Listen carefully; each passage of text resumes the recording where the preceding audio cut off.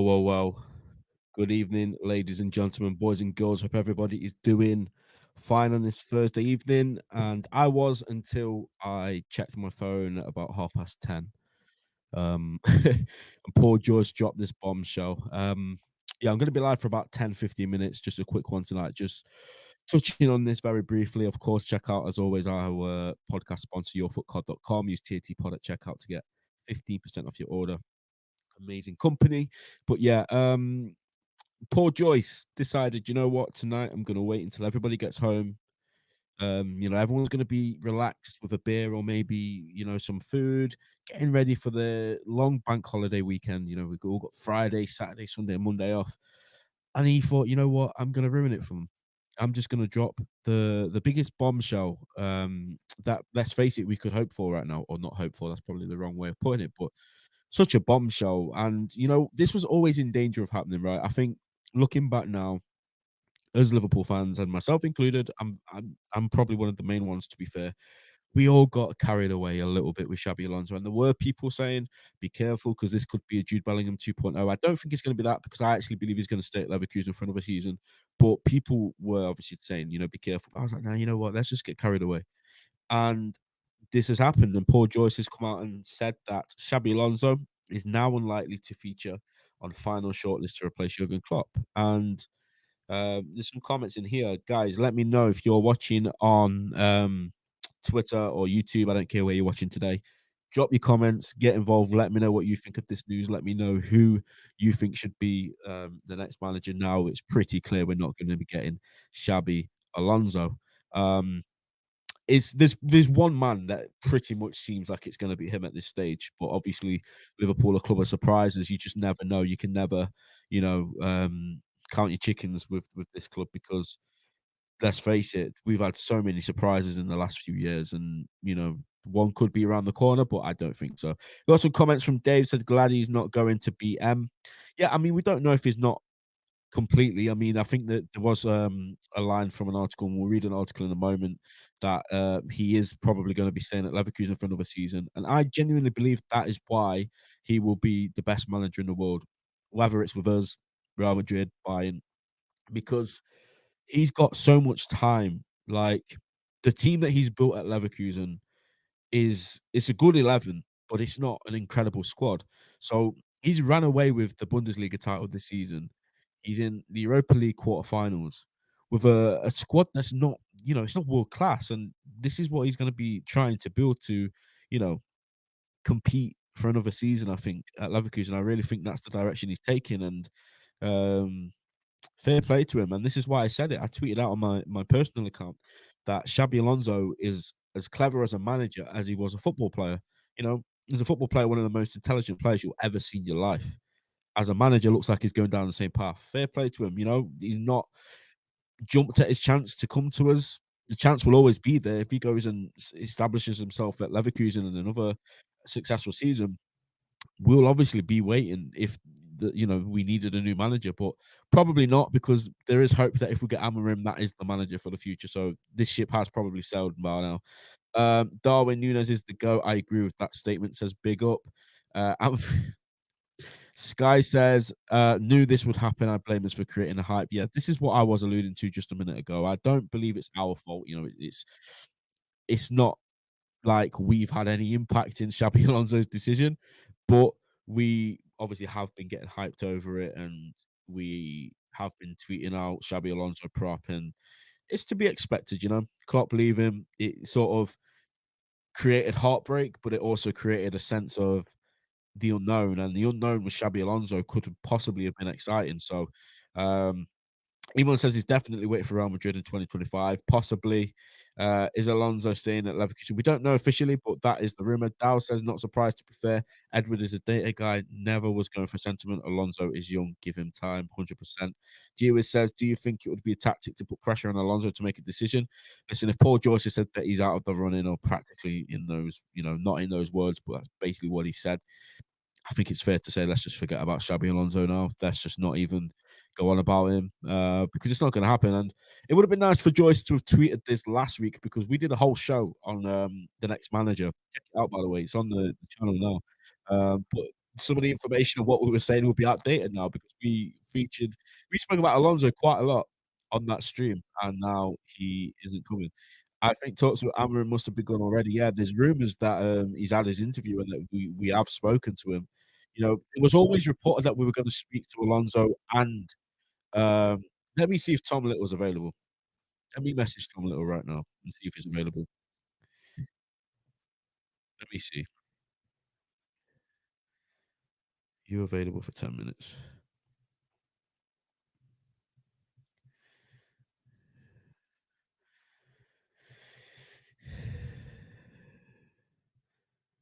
Here we go. Let's see what he says, guys. He'll probably not be available, but if he is, I'm gonna try to get him to jump on. Tom Little was right, I guess. Fair play. Yeah, he was, and I said it. I tweeted earlier. Whenever I see Ruben Amorim now, all I can think of is Tom Little. But you know what? And I will say this. I said it on the stream as well that we did the other day. If you haven't watched that stream yet, go check it out because Tom actually pre-recorded a 7-minute clip for us to use on that stream because he couldn't actually make the stream. So we did like a 7-minute video of talking about Ruben Amorim, and he was very, very good. You can tell that Tom isn't just one of these like you know people on Twitter that just go along with the coolest thing. Like Tom's done his research. Tom knows his stuff when it comes to Amarim. So I do banter him and I do mind him, like, oh, come on, stop it.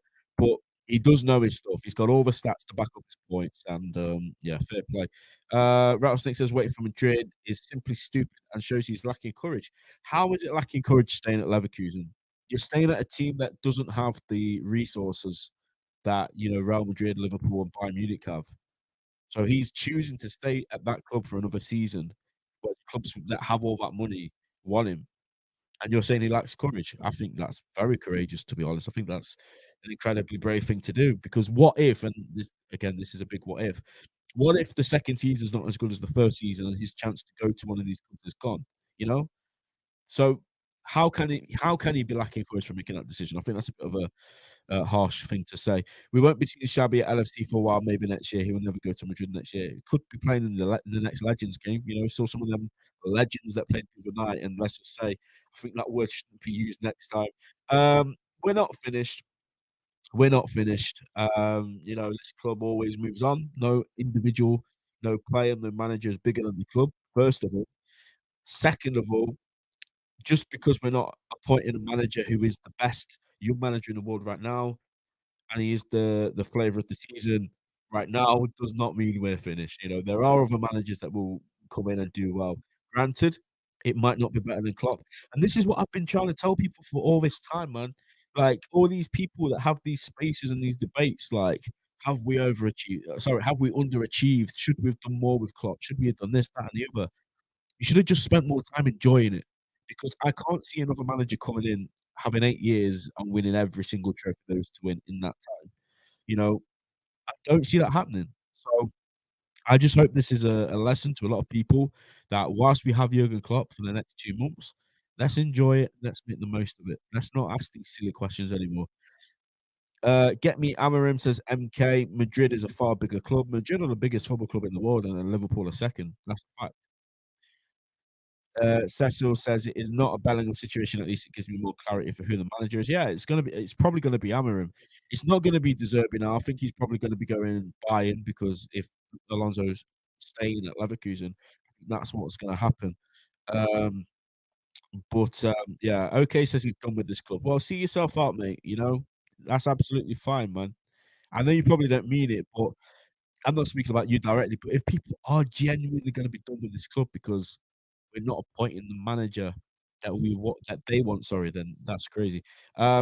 Dave says, "Why has this come out now?" Good question. Maybe they're closer to getting something with Amarim. Maybe these guys knew, and this is pure speculation. Maybe the likes of Joyce and all these other guys knew this for a while, and something this week has changed, and now the momentum has shifted towards Amarim, and we are one step closer to finding that out. Again, pure speculation, just my thought. Amarim is a better manager and has more experience. There is an argument to be had that he's got more experience, guys. He has won more trophies. He's obviously been managing for longer than Alonso. Alonso was my first choice, don't get me wrong, and I tweeted the other day, even before this came out, that I don't know enough about Ruben Amorim, But what you can't do and what people shouldn't do is just because it's not the one that they want, just go right the other guy. So I never wrote off Ruben Amorim, and I won't, and I'll always give whoever comes in a chance.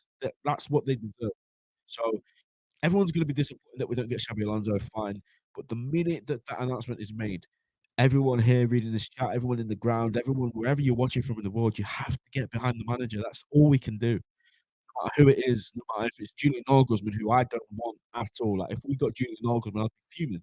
But if he was the manager, first game of next season, you best believe I'm at that game and I'm supporting him and I'm getting up for him because that's what this manager will need, guys. This manager that comes in will need that support. He'll need the backing. He'll need to see how we have the best fans in the world. And if he wants to get the best out of our squad and if we expect to be competing again next season, then it's down to us to support and back whoever the manager is.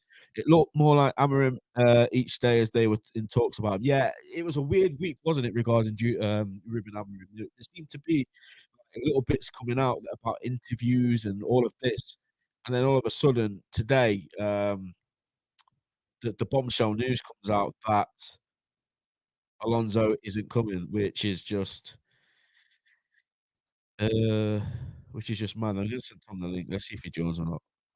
He's got the link now anyway, guys. It was reported in April that it would be the decisive month. Let's move on, lads. It's not happening. 100% after the stream, we can't move on and just look at what could happen. Guys, by the way, thanks a lot for tuning in and getting involved in this conversation because I could not have done this stream on my own because I don't know what to say really. It's a bit raw and I didn't really plan anything. So massive shout out to every single one of you in this chat. There was 3,196 people watching right now. If you're watching on YouTube, make sure you smash a like and yeah, just interact with me, keep it moving, keep letting me know who your preferred choice is. Cirque14 says risky as I doubt his stock will be as high as it is. I think that was on about when I said that unless I might stay. Rattlesnake says let the meltdown begin. Of course, there's going to be a meltdown. There always is with this club. If the news isn't what people want to hear, there's a meltdown. People say, "Oh, FSG this, this club is this club is that," and it's just mad. You know, Alonso is the one that pretty much 95% of the fan base wanted. But let's see what happens next. Now says, "Give me the job. I just went invincible on FM24 with Endrick and Benjamin Sesko up front. Nice. Uh, let me get an article, guys, because Lewis Steele did an article that I just want to read. Obviously, we had Lewis Steele on the pod a few weeks ago, and we were talking about contract renewals to Trent and Virgil and all of that. So again, if you guys want, you can go check it out. It is still on the channel. Um, he says Xabi Alonso will likely stay at Bayer Leverkusen in a blow to Liverpool and Bayern. Sporting CP boss Ruben Amorim is now leading candidate for Liverpool. So guys, I can't read today. Sorry, I've just done a 10-hour shift and this news has come out and my head is scrambled. So please forgive me. Why defeat against Arsenal will be Kurt's. Okay, we don't care about that. Liverpool and in fact, we do care about that. But you know what I mean. Liverpool and Bayern have been dealt a huge blow in their search for a new manager after both received such strong English discouragement in their quest to appoint Xabi Alonso, with the Spaniard now likely to stay at Leverkusen. So yeah, Lewis Steele is going with that he's going to stay. Alonso had strongly muted as a Jurgen Klopp successor since the German announced he was to leave the club in the summer, but Liverpool had been given no reason to believe the former midfielder wanted to leave the Bundesliga leaders. It now appears that Alonso 42 is out of the running for the Anfield job, which makes Sporting Lisbon boss Ruben Amorim the leading candidate alongside Brighton's Roberto De Zerbi. And guess who we play on Sunday, guys? Brighton. Amorim, 39, will likely get an interview at Liverpool and is believed he scored well on internal data tests. Bayern had been public in their desire to recruit Alonso, perhaps a tactic to unsettle Leverkusen's title tool, but President Uli Hoeneß on Thursday said it would be probably impossible. Um, so yeah, to get him this year. So what do you guys think of that then? He's basically just saying that it looks like it's gonna be Amorim, right? Let me get up another tweet as well from Joyce. This was another one. Liverpool's due diligence has indicated that Alonso is minded to stay at Bayer Leverkusen for at least another season. The development strengthens the hand of candidates such as Ruben Amorim and Roberto De Zerbi. Um, James says this is a good point that Amorim can bring Anasio with him. That is a good shout. If we were to go and get Ruben Amorim, which players do you want first of all to come alongside him, and which players do you think would be good for us? Obviously, Anasio was linked with us way before he was even linked with Ruben Amorim, even way before Klopp decided that he was going to announce that he's leaving. We've been linked with Anasio for a very long time. I'm just trying to see if there's any comments, any good ones that I've not read yet. I don't want to miss out people's comments. If you guys have been good in the comments, I don't want to. No, Guzman will wait for Alonso. Maybe the sporting guy, but definitely not that fraud at Brighton.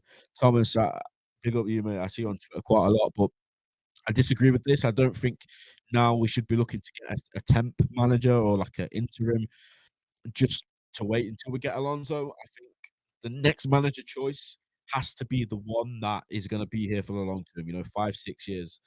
Hopefully, a manager that can come in, change a few things that might need changing or that might not, and build his team for the future. That's what we need right now. I don't want constant changes. I don't want one manager to come in for 2 years and then he goes and then another manager comes in. If it's not Alonso now, in my opinion, I think we just move on and we go and get Ruben Amorim and we see what he can do. That's what I think happens. Um, and we'll see how it pans out. But yeah, man. I think Alonso and Amorim are both a risk. Again, this is one that not many people have spoken about. Are you guys confident with any of those? Like Amorim, again, I don't know too much about. I've got to research him a lot now. I've heard from people that do know about him that he's brilliant and that all the data tests and stuff is scored well. But if Ruben Amorim is the manager for Liverpool going into the season, are you guys confident that we will, let's say, finish top three, but a good top three, not like 20 points behind first, say like 8 or 9 points maximum behind first, and maybe like win a cup or get to like a Champions League semi or final, something like that. Are you guys confident that with Ruben Amorim, that would be achievable in the first season? Let me know. Cecil says it will pee me off if Roberto De Zerbi will make Brighton unplayable on Sunday just for an audition. I don't think it's going to be De Zerbi. I think that ship sailed a while back. To be honest, I think because Joyce and other top journalists were saying it's basically going to be between Amorim and Alonso. Now Alonso's out of the race. Do the math, guys. It's probably nailed on to be Amorim at this point. User Q says, "Bring me the special one." No, thank you. Maybe 15 years ago, I would be on that train, but I'm not. Ben, can you pull up his formation and stuff and go through what players could potentially play where? Yeah, I will try. Let me see if I can. So let me just go on. Let's have a look at their last game, guys, and we'll just go off the last game. I don't know if this is. I'm gonna try and give my expertise, but again, I'm not gonna lie to you. I'm gonna be blatantly honest, guys. If I don't know too much about somebody, I'm not gonna pretend I do. Some people will do that, and that's fine, but I'm not one of those guys, man. Where are results? Where are his results? Uh, bear with me 1 second, guys. Right, who did they last play? I should have prepared this, but again, I didn't really have time. Paul didn't really give me too much time, did he? They last played against Bovista. It was 6-1. So, what is the score?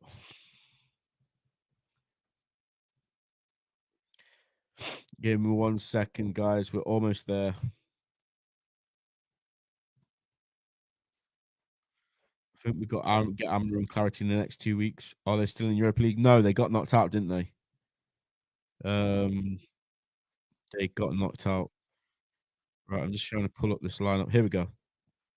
Can you guys see this? Give me 1 second. Share this tab. There we go. Should be able to see that now. Football Meta on YouTube is a great channel for different managers, formations, and tactics. They go into great depth. I'll have to check that out. Thank you, mate. Football Meta. I will. I'll have a look. So this is what he plays, a 3-4-3, sorry, which again is a big change, isn't it? Could you guys see Liverpool moving to this next season, a 3-4-3? Bearing in mind, we've seen 4-3-3 for the longest, and really the only changes he's made to that 4-3-3 has been in the last sort of 18 months where Trent's been inverted and all those kind of things going on. So yeah, it'll be interesting, and it would be a big adjustment to watch us do this. But he goes with Franco Israel at goal. Um, Again, why are these guys their centre backs? Was this a cup game or something? Or was it a league and they just rotate? I don't know. Yeah, this was a league game. So why does Inacio not start then? This is why I need Tom Little to come in. Is he injured? No, he's on the bench. Or was he just being rested? Anyone that knows anything about sporting, let me know. Why was Inacio not starting in this game? Were they just being rested or yeah? So Matthias Reis, Sebastian Coates is their captain, and Usman Diomande. This guy's linked with all the big clubs, isn't he? Diomande. He's linked with like Arsenal. I think he's even been linked with us. But yeah, he's supposed to be really good. Nuno Santos, Morten Humland, Hidi Mesa Morita, and Jenny Catamo. Paulinho, Victor Gyökeres, and Francisco Trincao. I probably butchered a lot of their names. So please forgive me for that, but that is what he goes with. And then on the bench, they've got Inacio, Quaresma, all these guys. Again, I'm not going to try to pronounce the name. So it is quite impressive, to be fair, when you look at the team that he's got, that he's managed to take them from being the third best team in Portugal to the best, because they were behind Porto and they were behind Benfica. Now they're going to win the league. I think. Let's have a look at the table. Actually, I don't want to. I don't want to. Where's the table? Portuguese league table. Oh, so it's not actually a foregone conclusion. Okay, okay. It's not over. It's actually very close. They're only top by a point, but they've got a game in hand. So, yeah, they've won 21 games, drawn 2, lost 2. In fact, let me see if I've still got my slideshow, guys. Let me see if I've still got my slideshow. I do. Here we go. I could just show this.